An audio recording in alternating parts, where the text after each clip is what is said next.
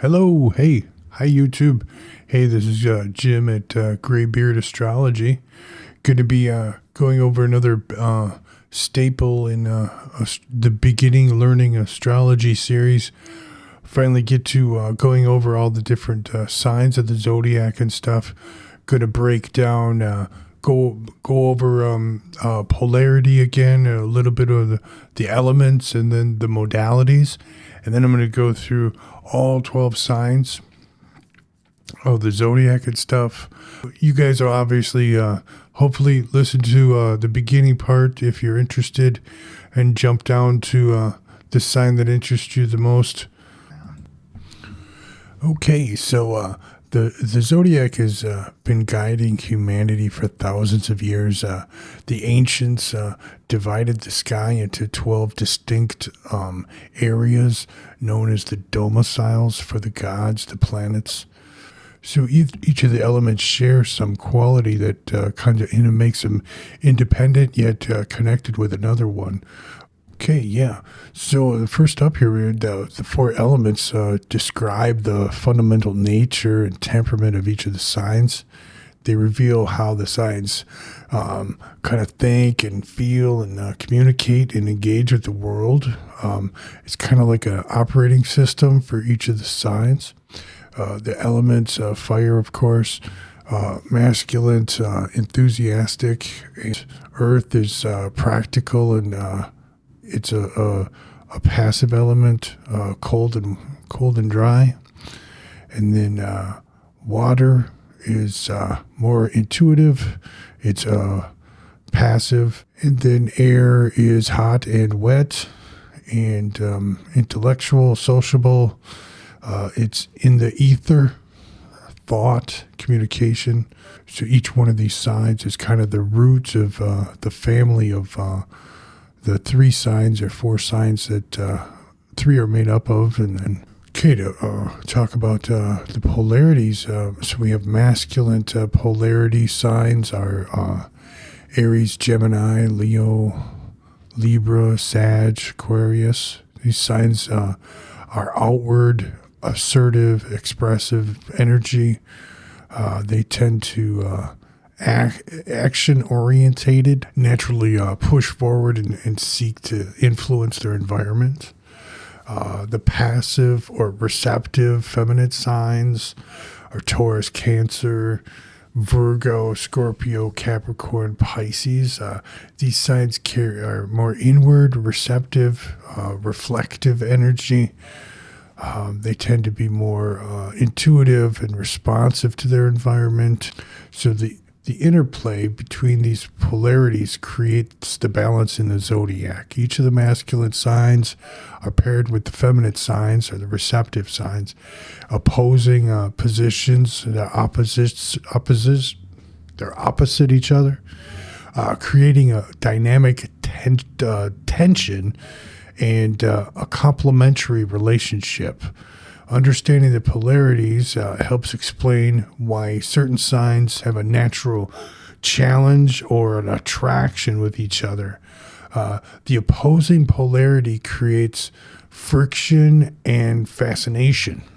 Okay, so now this slide is a kind of the classic premise is the four elements were the basic considered of all matter. Everything was made up of various amounts of them.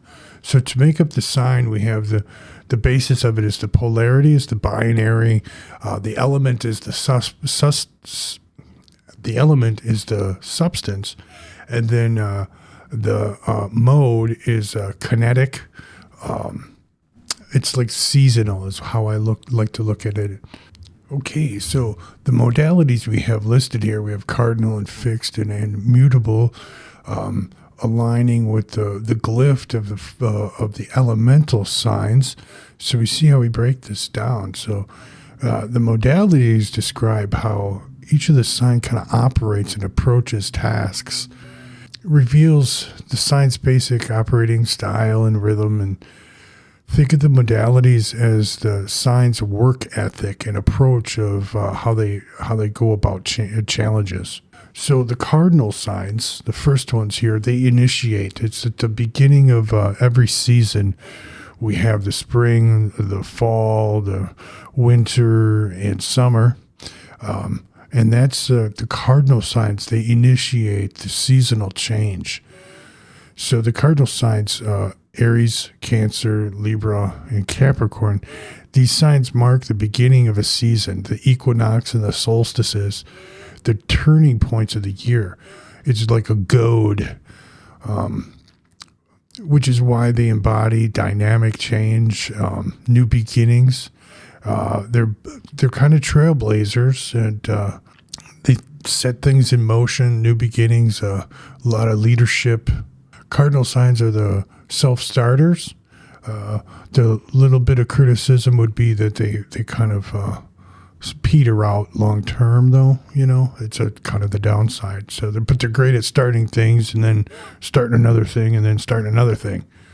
Cardinal energy is always kind of moving forward, goal-orientated. Good leaders of the zodiac.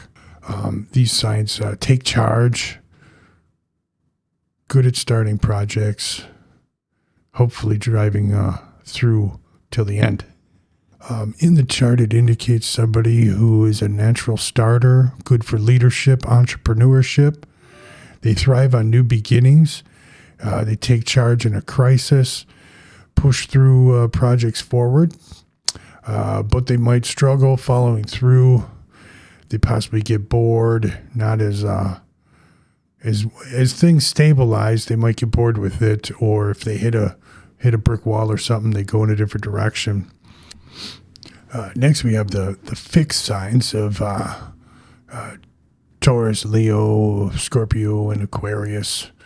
So this energy is stabilizing. The fixed energy is resist change. It's kind of like summer comes along, or so the middle of the season, when the season is solid in the middle of it. Sign excels at maintaining and building and creating deep, lasting things.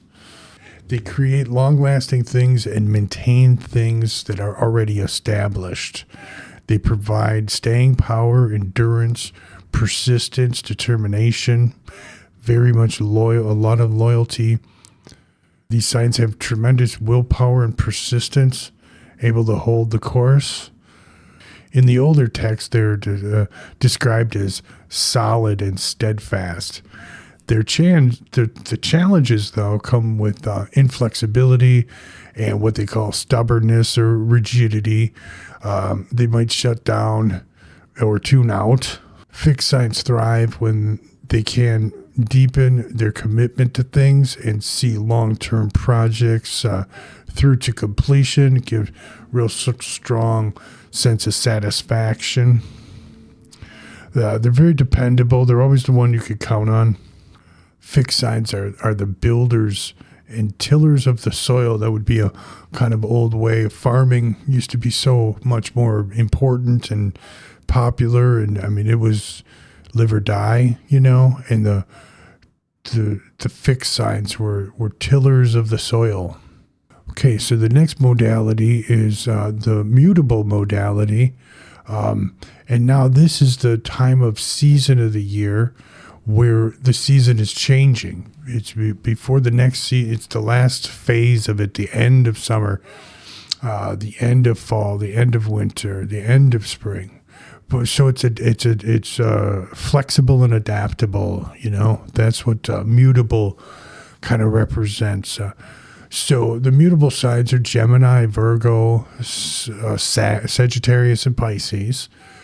These signs appear at the end of each season, of course, preparing for the transition to the next season. They're adaptable. They dissolve boundaries. It's any type of weather can happen at that time of year now.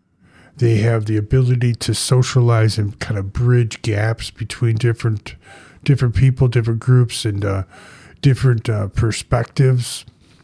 Traditionally, they're called double-bodied signs or bicorporal, I think it is, because they were pictured as two beings. Like the Sagittarius is a half man, it's a centaur.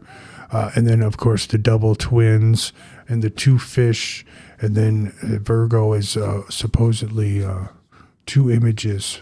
So mutable signs they're very resourceful and they're very open and they have that social quality. Their challenge is inconsistency and scattering their energy maybe in too many directions.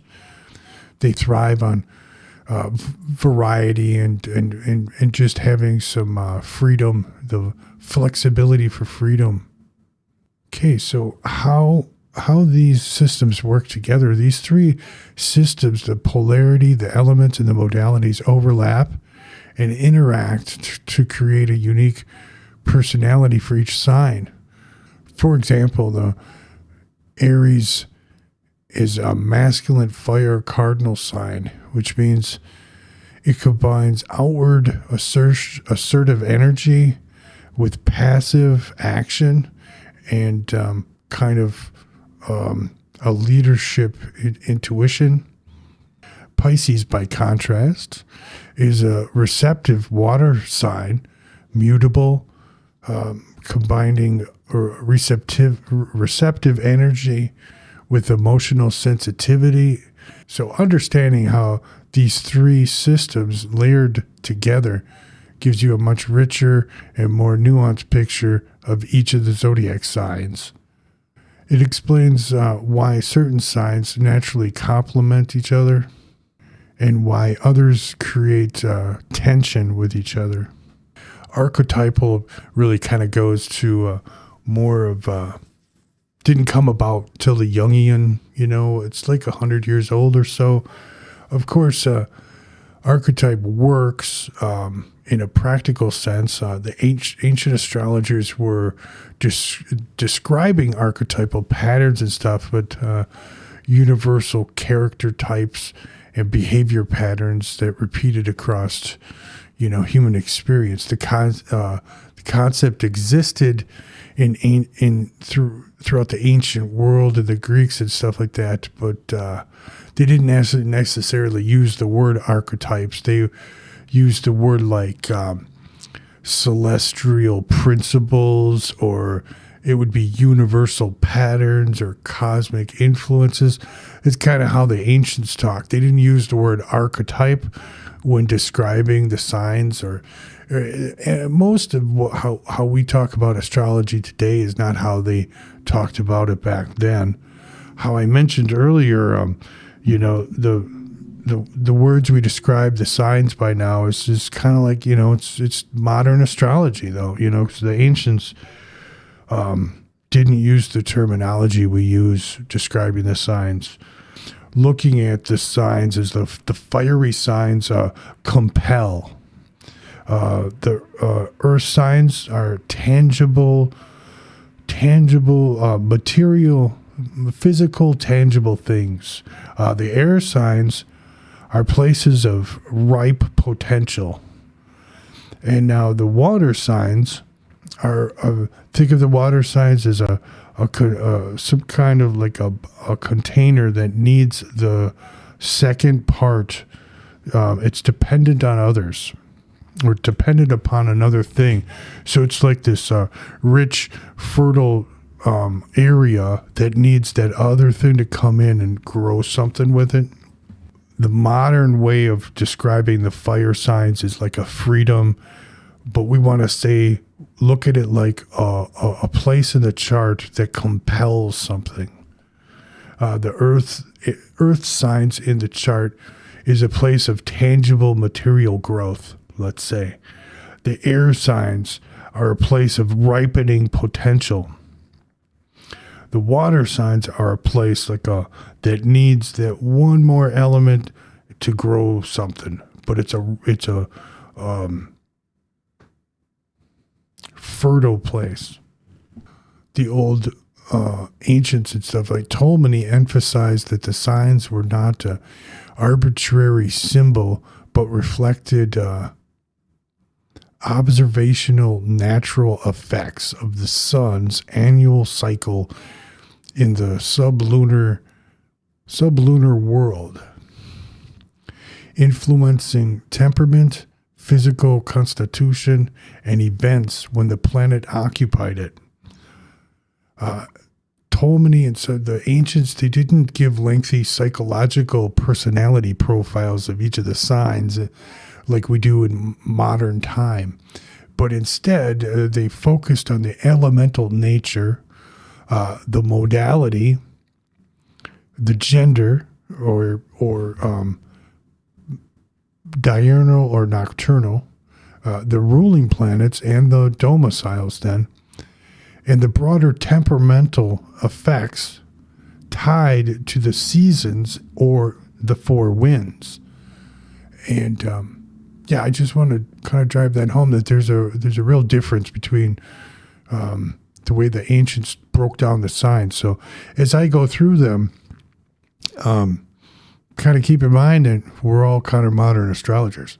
But the ancients, these qualities colored how the planets acted when they were in each sign and shaped the overall temperament of the individual born under the dominating influences in the chart.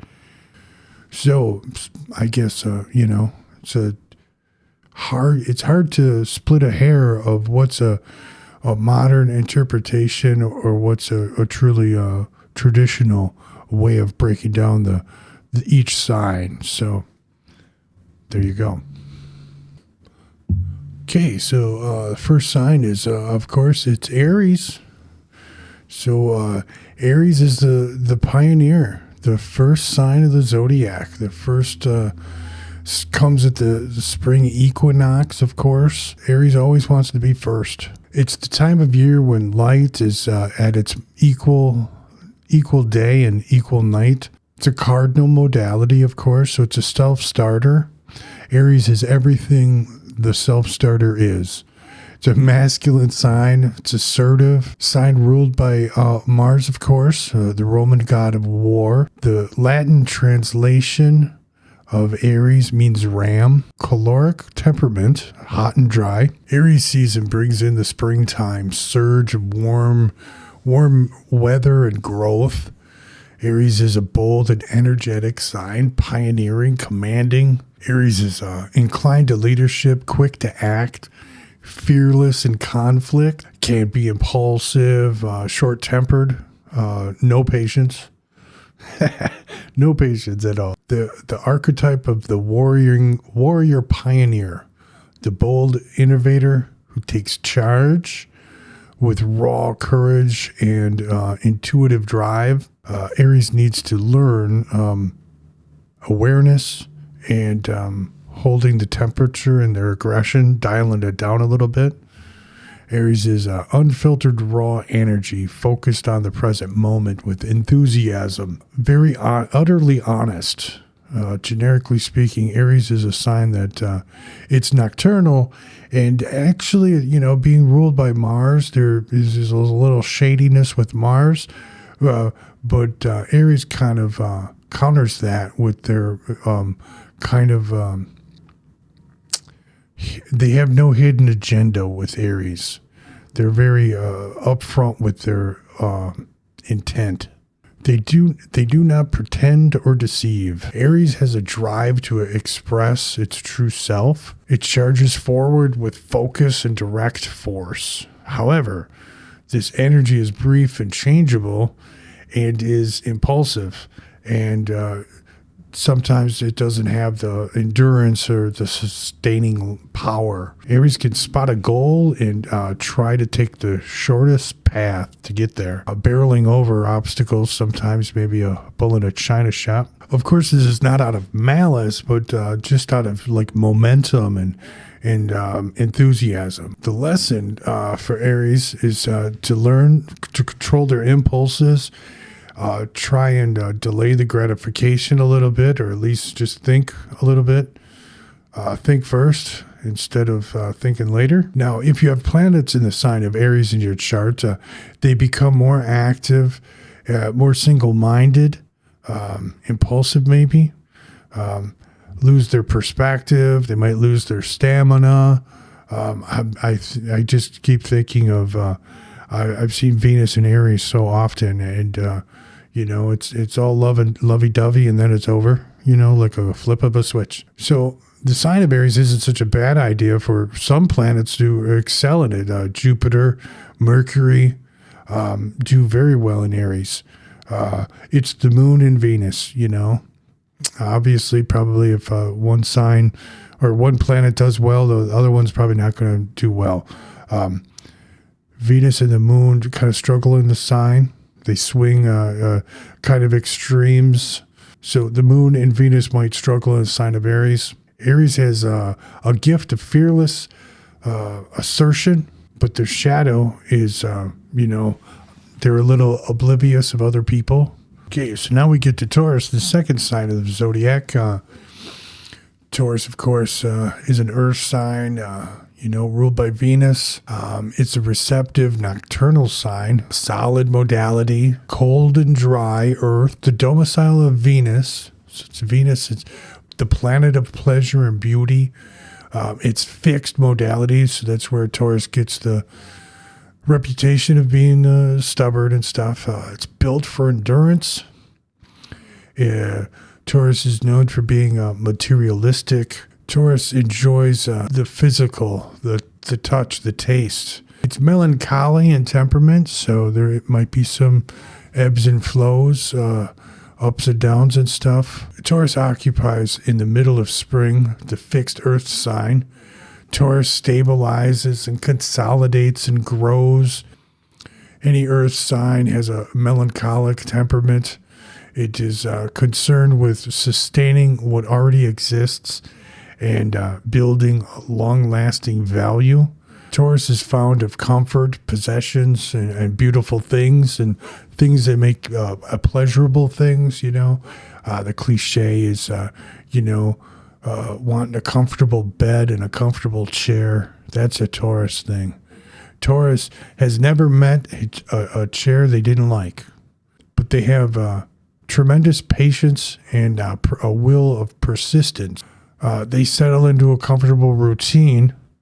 And the thing is, though, is that here's the thing. Once you get a Taurus in motion, though, you can't get him. It's impossible to get him stopped. Once they do get going, there's like a locomotive, They have incredible endurance, very dependable, very determined and patient, but they're stubborn and they're defensive. They're defensive when it comes to something they want to protect or that gives them comfort. Taurus is a very crafty sign. Crafts and gardening and cooking, making pretty things or making comfortable, practical things. Maybe not some cutting edge, more of a earthy, down to earth kind of artistic flair maybe. Taurus's motto is why rush? Good things come to those who wait. They're comfortable in their routine. They're a bit nostalgic. Yeah, Taurus's resistance to change is usually about a fear. It's like a survival instinct with them. Planets in Taurus move slower, more deliberately. Their actions and they seek tangible results, tangible expressions. The Moon and Venus do very well in the sign because it's a fertile sign. Although like Mercury and Mercury kind of struggles a little bit, or at least it's slow. It's not, Mercury wants to be fast and stuff, so it doesn't maybe act as great in Taurus. Mars, of course, is a detriment in Taurus. So Mars doesn't like Taurus at all. I know Saturn is kind of struggles in Taurus a little bit, but Taurus's gift is creating beauty and security, but Taurus's shadow is clinging too tightly to what should not or cannot endure. Okay, the next sign is Gemini. Of course, the third sign of the zodiac is bicorporal or double-bodied sign. It's mutable modality. Gemini is a masculine assertive sign. It's diurnal. So it's a day sign of the polarity. It's of the air element, and it's hot and moist. So it's an assertive sign. It's a masculine sign. So the season is Gemini's season arrives at the end of spring, transitioning. It's changeable and versatile. You get maybe a cool spring day, and then might have a warm day. Gemini is adaptable. Gemini is changeable, versatile, adaptable. It's the dwelling of Mercury and the archetype of the messenger, the explorer. Gemini is driven by curiosity. They thrive on ideas and variety of mental if they are a social butterfly, or you might get the Gemini that's just all in their head, but they delight in new experiences or mental games or social butterfly stuff. It's of the sanguine temperament. So we have that air quality with the sanguine temperament. So they're going to be quick-witted, fond of learning. Travel might be a hobby. They're going to have it's going to be air. So it's thoughts and communication. Maybe a strong wit, but maybe their energy is scattered. Maybe they take on a little bit too much, and Gemini is ruled by Mercury, the trickster, and Gemini is a mercantile. Mercury is the planet of exchange and merchandise. The field of economics might be a big thing for this sign, though.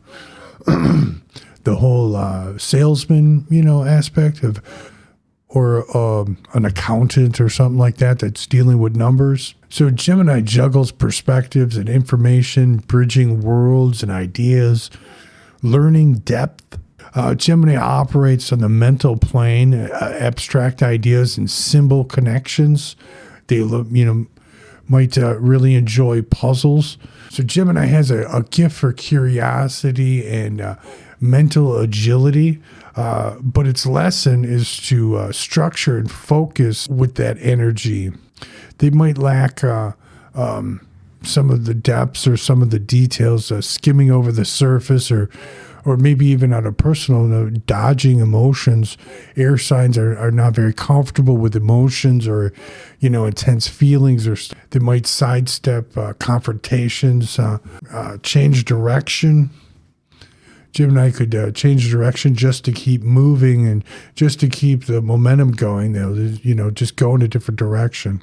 So when certain plans land in the sign of Gemini, they tend to speed up, and they're more playful, more communicative, maybe more interested in the mental process, maybe not so on the emotional side. Mars and Saturn have more flexibility in this sign, and they loosen up some of their worser qualities. But once again, the Moon and Venus kind of struggle in this sign. I think Venus in Gemini, though, a real possibility of some talents with music and stuff. The Moon or Venus might not feel so stable in the sign of Gemini. Yeah, so I think Gemini's strength is they have such versatility and stuff, but I think maybe the shadow side is scattering their energy, or maybe trying to juggle too many things. Okay, so now we get to the sign of Cancer. So now we're on another cardinal sign. So we made it through the first three seasonal. Went through every modality. So now we're going to repeat the. Cancer marks the summer solstice. She's a receptive, feminine polarity, a nocturnal sign, the water element, a cardinal modality.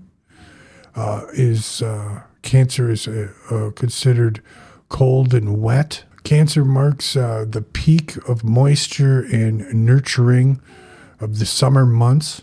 So you get the rain that you need to plant the crops. Traditionally, it's a phlegmatic temperament. It's a water sign. The summer solstice is the nurturing, domestic Cancer. Cancer is the mark of the summer solstice. It's the nurturing sign. Cancer can be moody, like the tides in the ocean.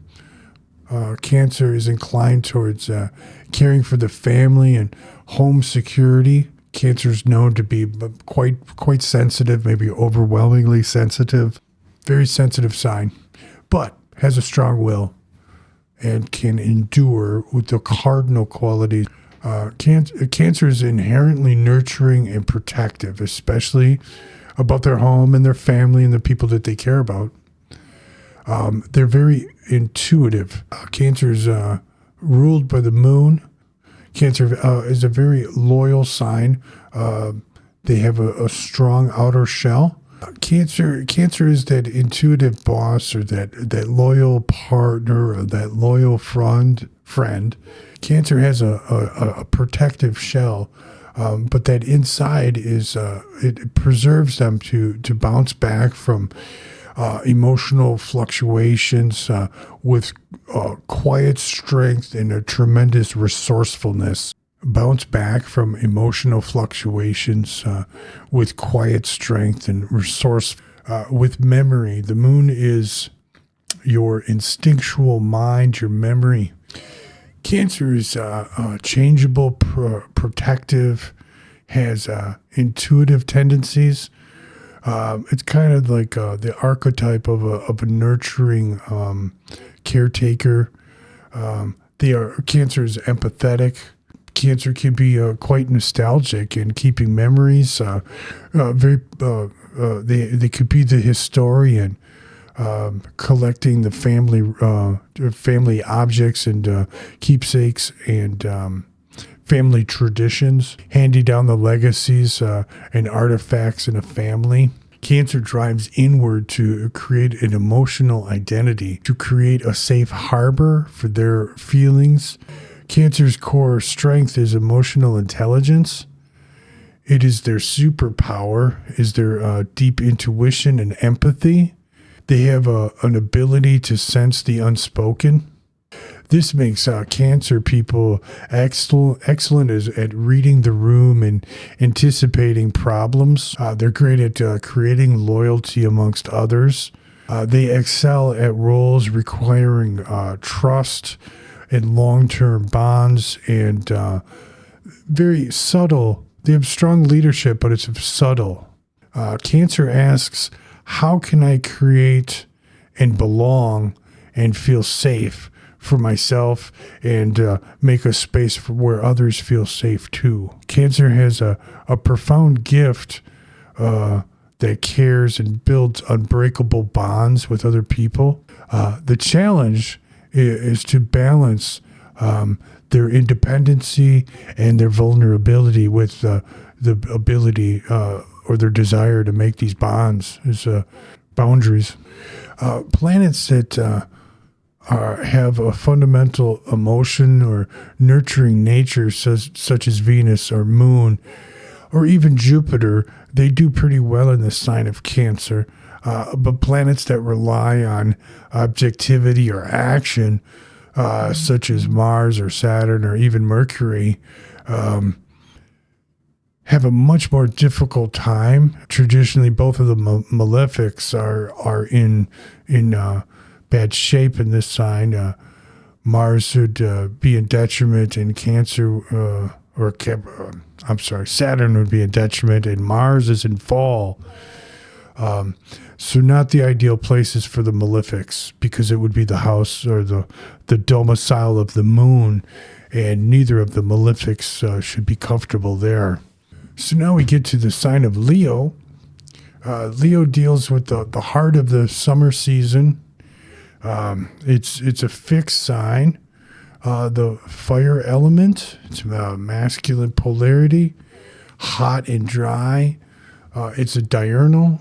And it has the fixed modality. So Leo is the intensive heat at the peak and the peak. So now we had the rainy season in Cancer, and now we get the vitality of the sun at its strongest time of year.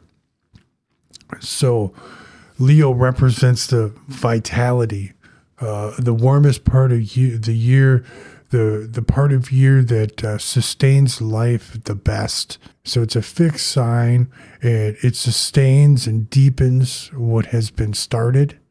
As a fire element, it is hot and dry, caloric in nature.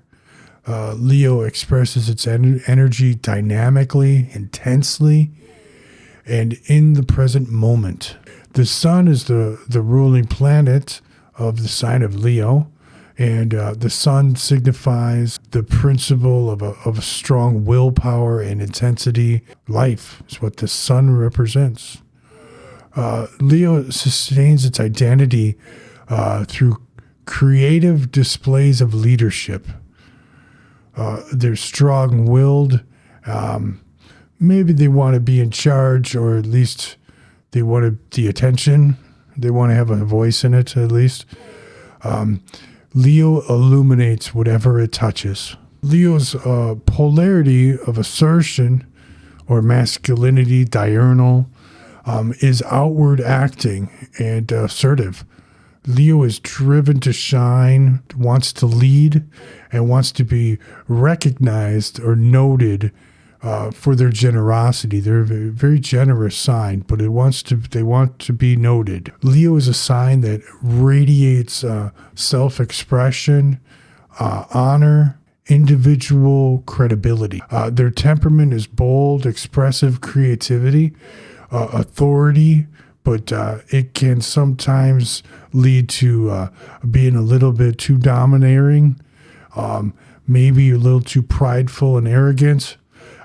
As long as if they're out of balance, that's when some of those pushy characteristics come out. Leo's strength is magnetic charisma. They're so charismatic, and they also have this ability to inspire loyalty and just bring joy. They're going to fire you up.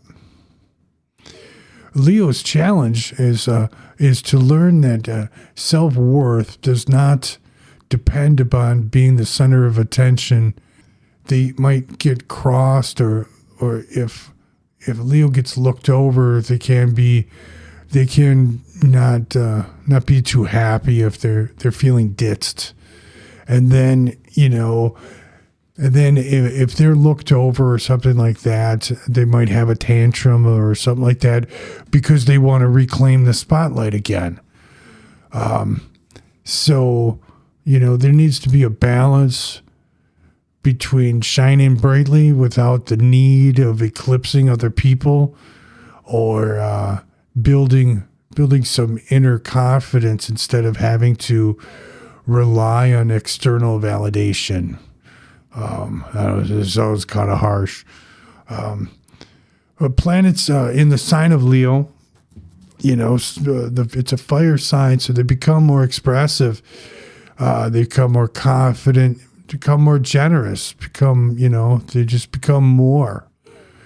But maybe more attention-seeking signs like planets like Jupiter, is already more joyful and stuff. And Mars and Saturn, the malefics, maybe they don't come. I know Saturn's really struggles, and Saturn's in detriment in Leo. Mars, if it's kept in check, mitigation. I know the moon. I always look at the moon wants to be heard. People with the moon in Leo, you got to just acknowledge them, let them say what they want. They just want to be heard. Okay, so now we get to the sign of Virgo. So now this is we've made it through another season. So we're in another mutable sign, feminine nocturnal polarity. It's an earth element, cold. It's an earth element. It's cold and dry. The house of Mercury, mutable modality. This marks the end of the summer season, preparing for autumn. Virgo is linked to the harvest. Virgo is analytical, service orientated, and very, very skillful. Diligent, skillful at crafts, very detail orientated. But they also have a melancholy quality because it is an earth sign. They're very practical, very discerning, very dutiful. Reputation of being a perfectionist. Overall concerned with faults, or finding something that's not, if there's one thing out of whack, they're going to point it out. Where is it? The precision analyst, devoted to improving, using practical wisdom. So they're very down to earth, detail oriented. Now this is for good and bad. There's good and bads there. They want to see the rubber hit the road. So Mercury is the ruler of the sign of Virgo, and is exalted also. It's the only sign that does this. Virgo is the only sign that it has a ruler and exaltation of Mercury, or any planet. No other planet does that. Virgo is learning to others' needs ahead of their own, seeking approval through practical services and usefulness. Mercury brings logic and discrimination and quick assessments, strong dexterity, physically and mentally, working effectively and efficiently, looking always for constant improvements, looking at the details. Virgo looks deeply at details. Virgo energy is efficient, precise, a little bit maybe too critical. Criticizing comes natural. Hopefully it's constructive criticism with compassion. Sometimes their requests though can turn a little harsh towards other people and stuff. And the hardest lesson for Virgo to learn is that perfectionism isn't an endpoint, it's a process. What they need to appreciate the accomplishment along with the way of getting there, instead of just fixating on the flaws. Planets in the sign of Virgo become more precise, efficient, and detailed, focused. Emotional planets like the Moon or Venus, they gain some stability when they're in an Earth sign like Virgo, but they lose some of their freedom. So Jupiter is in detriment in the sign of Virgo and has a particular difficult time.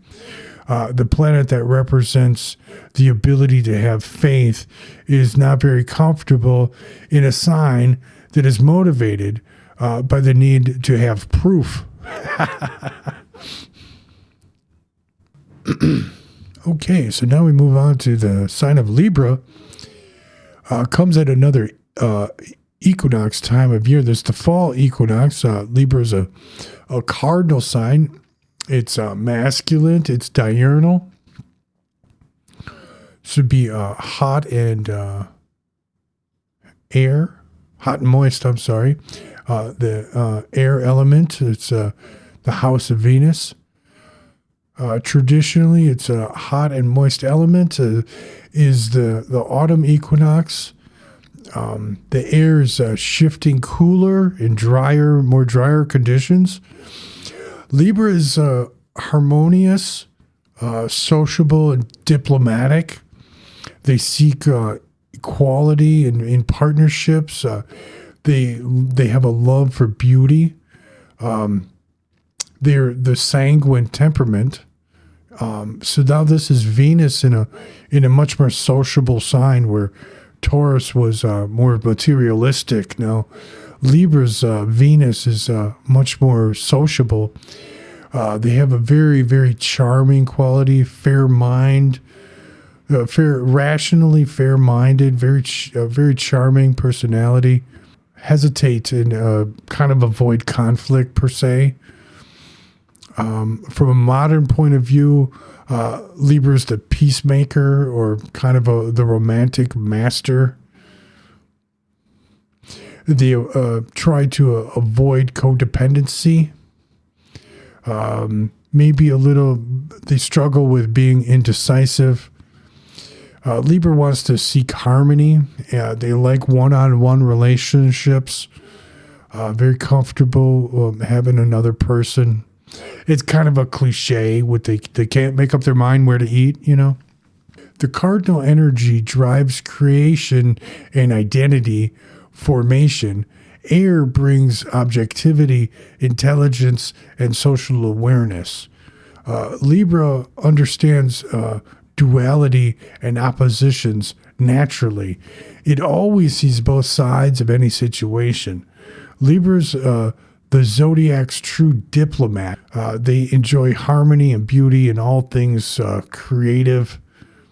The challenge can arise when the need for relationships becomes codependent.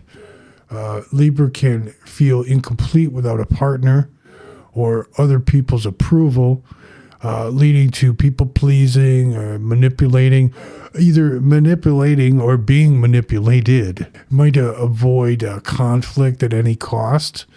So the core lesson with Libra is trying to find balance and harmony in relationships. This harmony needs to come from being able to express your full self, not merely relying on others to make you feel whole. Libra must learn to stand completely on their own while still relating and keeping a connection deeply. Planets in the sign of Libra become more balanced, more objective, which helps. Obviously, Venus rules Libra, so it's very at home there. The moon does well there too. It's the sign. It's in the sign of a benefic. But Libra frustrates action-orientated planets. The sun is in detriment in Libra. Mars is in detriment in Libra. I'm sorry, the sun is in fall in Libra. Mars is a detriment. They don't do well, or it's just not the ideal place for them. They struggle with direction. They struggle with focus. So Saturn, on the other hand, is exalted and is in its strongest position there. One of the strongest rulerships, adding a strong sense of justice and structure and responsibility. So yeah, Saturn is very happy in the sign of Libra. Place to understand where your actions and other people's actions have a real effect on everything in the world. So now we get to the sign of Scorpio. Oh boy. Scorpio is a fixed water sign. It's cold and moist, phlegmatic temperament. Of course, ruled by traditionally ruled by Mars. It dwells in the depth of autumn, where life withdraws inward for regeneration, and intensity builds beneath a calm surface. So as a fixed water sign, Scorpio sustains and deepens emotional energy. Nothing is superficial in the sign of Scorpio. Motivations run deep, driven by hidden feelings, very deep moods. This can fluctuate very strongly, but Scorpio rarely shows on the outside anything. They appear calm and composed and controlled, maybe even stoic, often proud of concealing any vulnerabilities. The world is unsafe, so they are a bit guarded with their true self fiercely. They guard their true self fiercely. Scorpio is intense, passionate, and protective, especially with their close friends, their family, or any cause or value that they hold. Scorpio goes where others fear to tread. They show courage and fortitude that other signs lack. They're drawn to extremes, they're drawn to extreme experiences, even isolation or action, or emotional depths. They either burn their energy fiercely, or they stew and they are the Zodiac's natural detective. Extremely intuitive, very sharp. They can spot deceit, mistrust instantly. If it's if you trigger their self-defense, they can detach very easy, and from then on, in real time, they could just check right out if they feel triggered, by self-defensiveness. Incredibly emotionally resilient, capable of enduring pain, going the distance, emerging never fully defeated. But they are incredibly devoted once they commit.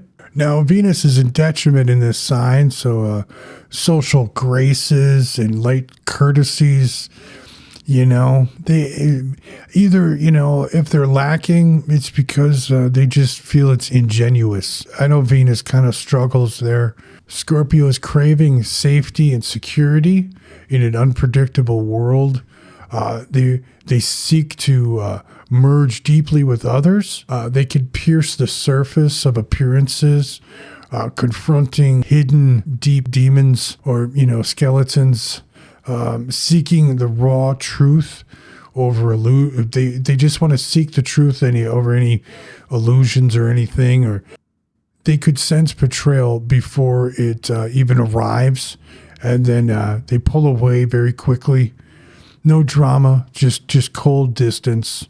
So planets in the deep watery sign of Scorpio, they become more intense, add depth, formidable power. Emotional planets become profoundly more emotional or more feeling. The moon does not, the moon is in fall. In the sign of Scorpio, see now, because it's the house of a malefic, right away the moon is in fall and Venus is in detriment. Now, when we were talking about Cancer, both of the malefics in the house of the moon, both of the malefics were in poor shape. So now we're in the house of Mars, and both the moon and Venus are in rough shape. Saturn and Jupiter are kind of neutral. They gain focus in the sign of Scorpio. Mercury, I don't think Mercury likes it. He's kind of neutral. Scorpio asks the question of how do I face the depths and emerge stronger? Their gift is profound insight and loyalty. Its challenge is releasing resentment and possible mistrust, and of course control. How to allow intimacy without destruction, But I think it's a control thing, just balancing the need for control. Okay, so now we get to the sign of Sagittarius. So the sign of Sagittarius is it's mutable fire, hot and dry, caloric temperament.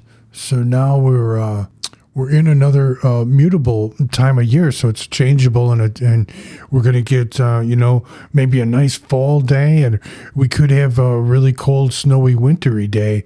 It kind of fluctuates.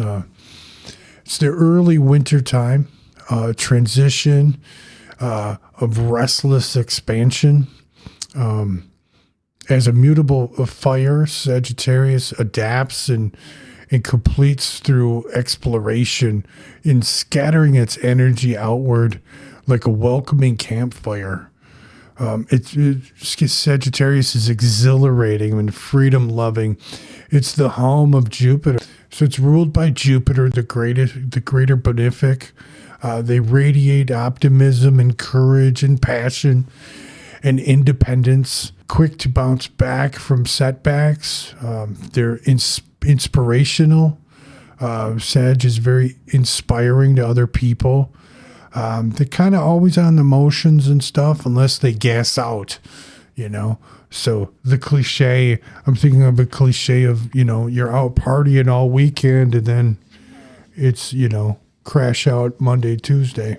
Sag is the adventurer, philosopher.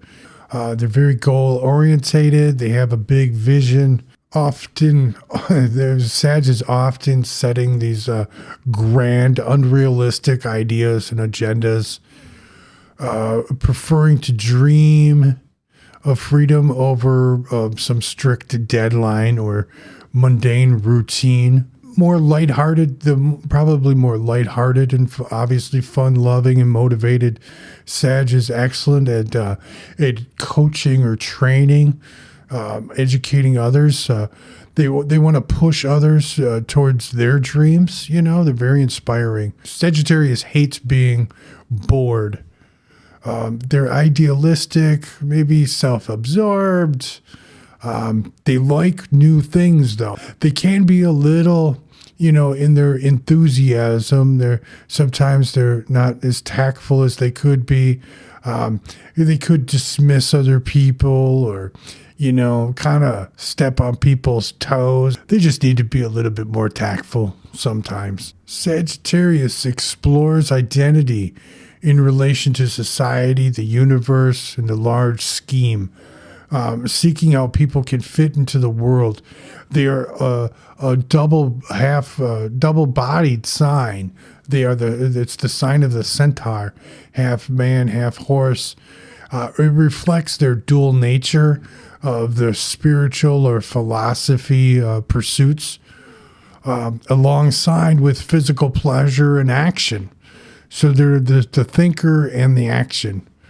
The lesson is integration, balancing high ideals with grounded reality, balancing enthusiasm with tactfulness, balancing commitment with their love for freedom. So if you have planets in the sign of Sagittarius, they become more independent and more flexible, more exuberant, because these planets are going to be being ruled by Jupiter now. So it's in any planet in the house of the Great Benefic is, it's one step good. It's automatically more helpful. The Sun and Jupiter just thrive, in the sign, obviously. Emotional planets like the Moon and Venus, now, they might struggle to express compassion or depth. Mercury is in detriment here. So Mercury struggles with precision. Even it scatters that Mercury energy too much. So the question Sagittarius asks is, how do I grow through exploration without losing direction? And the gift that Sagittarius has is obviously the bounded optimism and inspiration and the love for life, but its challenge is temperance of excess, discipline, and respecting the details of things and respecting other people's boundaries. So now we get to Capricorn. It's a cardinal earth sign, cold and dry, melancholy in temperament. It's a cardinal sign. It's the house of Saturn.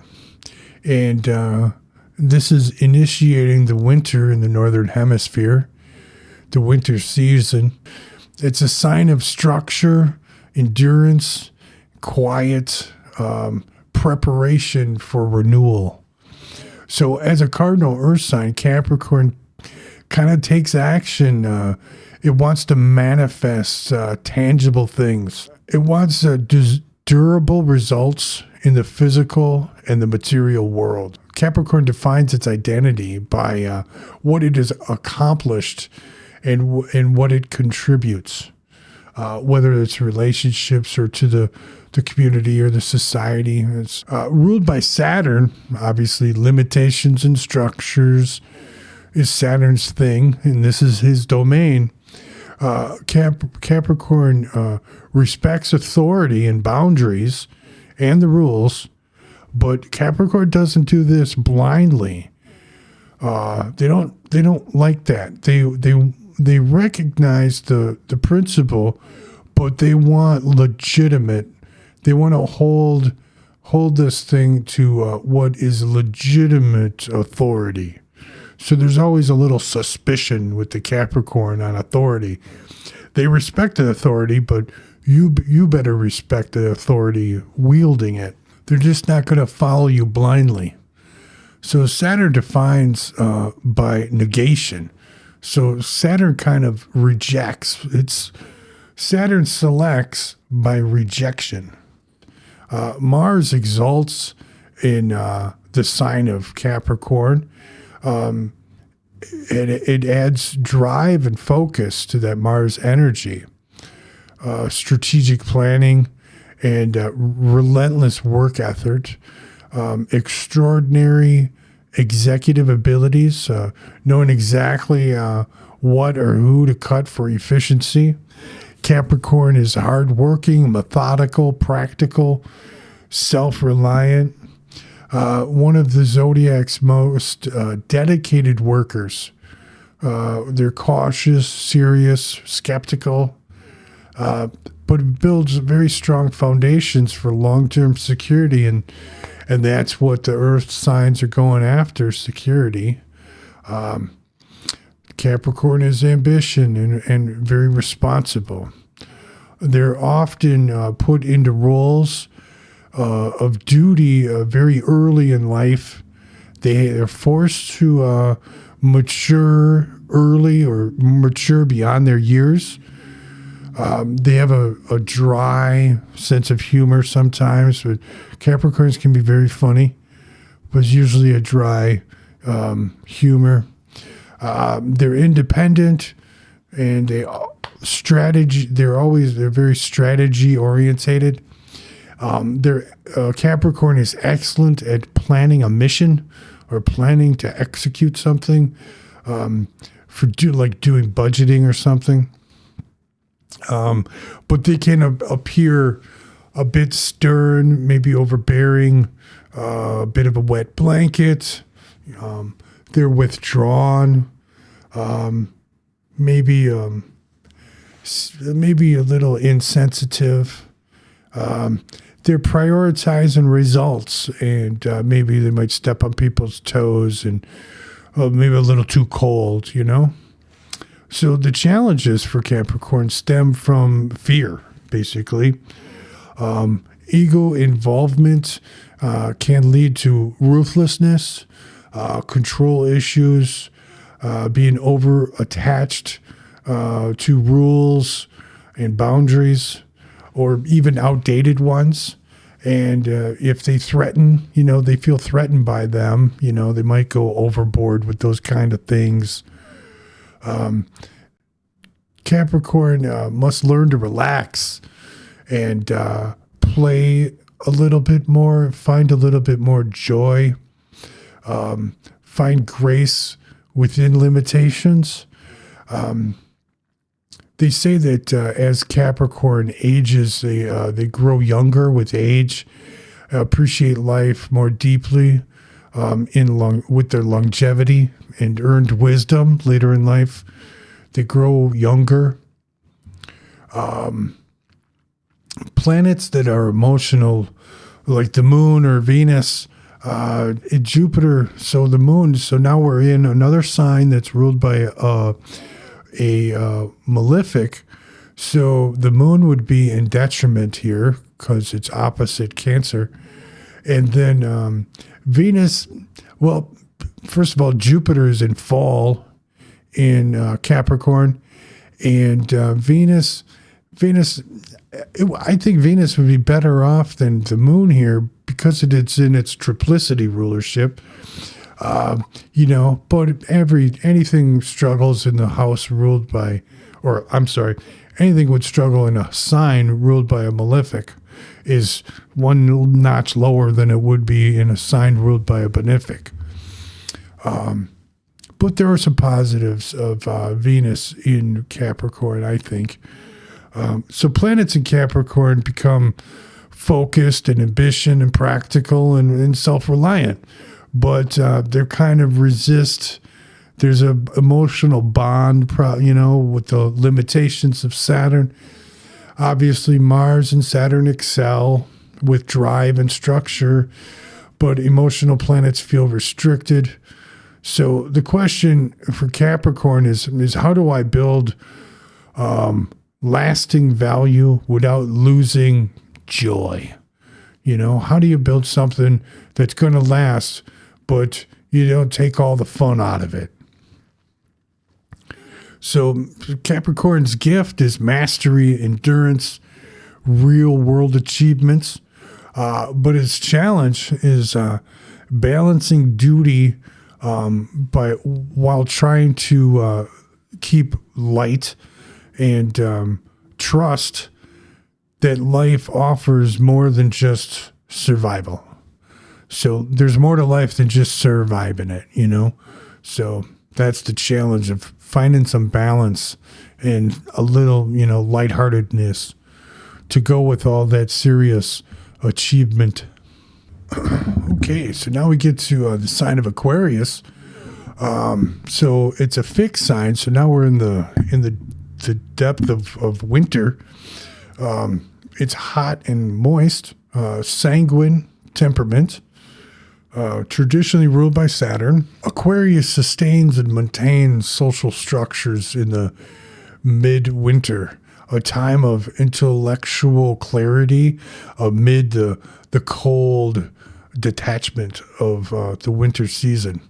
It's a fixed air sign, so Aquarius operates in the mental and intellectual and social realms, focusing on group dynamics, abstract ideas, and collective self-worth, tearing down those that restrict freedom and equality while preserving or rebuilding ones that protect the group and enhance personal liberty. Aquarius fights for structures that support freedom, but not anarchy but ordered equality. No anarchy. That's not what it's about, because it is ruled by Saturn. So there is some, there has to be a limitation or, order. Aquarius is a humanitarian. It's progressive. It's team orientated. It's defined by identity through choosing groups and a peer acceptance rather than solo identity. Innovative and a visionary sign. It excels at troubleshooting, strategizing, organizing people and resources, envisioning a better future. It's very sociable, but it's detached. It's social, but it's a detached, not very warm and welcoming. They're broad-minded, but they live in the theoretical, not the practical. Aquarius is very compassionate towards humanitarian in general, but they struggle with the personal or the individual emotions. It's a detached sign. It's air. They're stubborn and they're fixed. It's a fixed quality. So now you're getting, it's all mental, but it's fixed. So good luck changing their mind. So the cliche is that Taurus is the most stubborn sign, but really I give it to Aquarius, or at least a strong number 2, because you can't change their mind. They're stubborn. It's fixed air.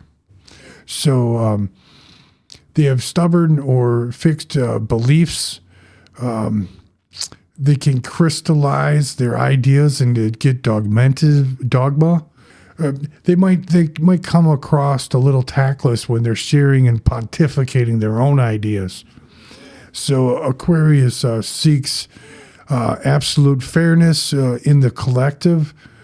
They thrive in board assemblies or boardrooms or union committees or something like that. Because it's a group, where they can lead and contribute to the reform. It often Aquarius confuses their personal ideas with the universal good, sometimes lacking social grace or flexibility or something like that. Challenges include stubbornness and over idealism without practical or they have a difficulty translating their grand visions into a workable reality. They might feel like the outsider even when they're not. So the sun is in detriment in the sign of Aquarius, which makes the individual's self-expression and the who am I harder to pinpoint. Identity ties heavy with the role that they're playing. Planets in Aquarius gain some objectivity and perspective. Mental planets, Mercury and Jupiter, they thrive with unusual ideas. The action planet like Mars may stall out planning. Emotional planets like the Moon and Venus, they lose a little depth in personal feelings, might be a little bit harder to express. They aren't so soft in another sign with a malefic Saturn ruled. So Aquarius asks, how do I serve the collective without losing my own voice? Its challenge is flexibility. I always look at Capricorn and Aquarius because they're Saturn-ruled signs. It's like Capricorn is the entrepreneur, like in a small town, right? You get like a small town entrepreneur, the guy that owns a restaurant or the guy that owns the stable or something like that.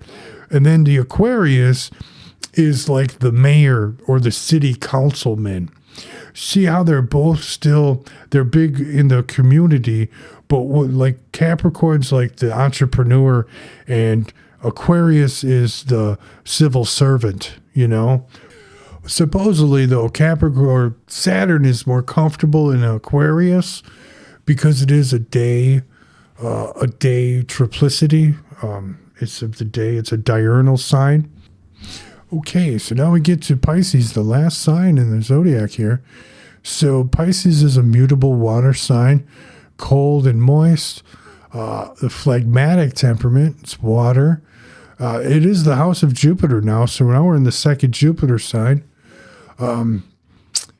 It closes the winter in the northern hemisphere. It's a time of surrender in preparation for spring's renewal.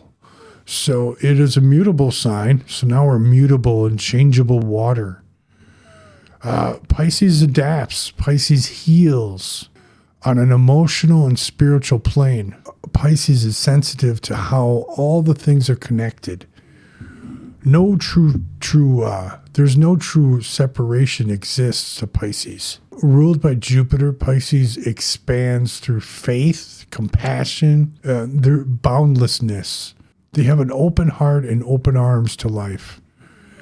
Deeply sensitive, kind, devoted, and loyal. Pisces is highly empathetic and intuitive. It picks up thoughts and emotions and energies from other people in the environment, often kind of feeling the world's pain, maybe too deeply.